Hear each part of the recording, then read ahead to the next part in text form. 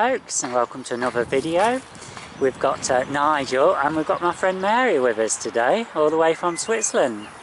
And Nigel's going to be just telling us a bit about the family tree and how it's going on and what's not happened and etc. So over to you, Nigel. Okay, well, you may remember about, when was it, 8 or 10 weeks ago, I did some grafting on this tree, and I grafted 25 scions onto the framework, and about half of them are now growing. Yeah. I was hoping for a higher fraction than that, but unfortunately some of the scions I used looked perfectly okay, but they actually started producing flowers instead of growing. Okay. And when that happens, very frequently the flowers take all of the energy, and when the flowers are over they drop off and the scion dies. Right. So we've lost a few like that, but we've got a dozen, and we can graft the other 12 or 13 next year. So Now, no can I problem. ask you a quick question? Yeah. So we know that there's 12 or so which are successful. Does this mean that all the others won't be successful now? Is it?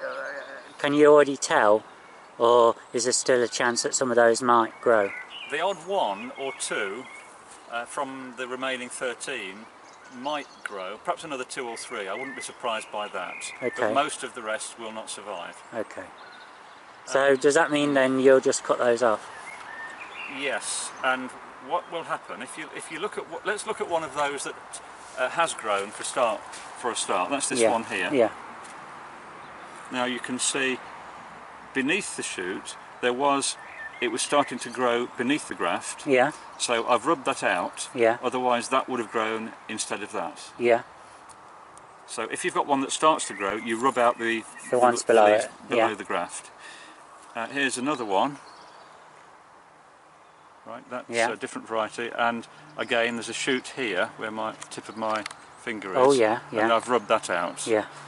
However, if you get one that fails, like this one, Yeah. you can see this has got the remains of some flower buds. Yeah. What you need to do is to allow some of these shoots down here to grow.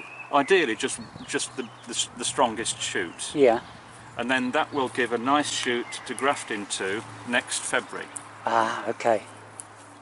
It's better to get one good shoot than 3 thin ones. Okay.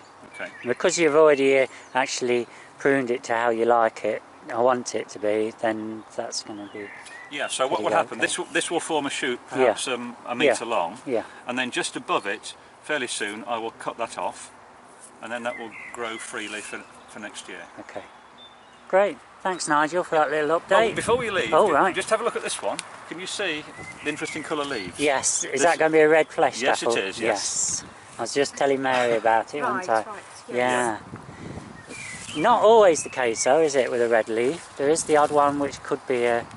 Sometimes you get a red leaf with a white fleshed apple. Yeah. That's fairly uncommon. Is that an albino?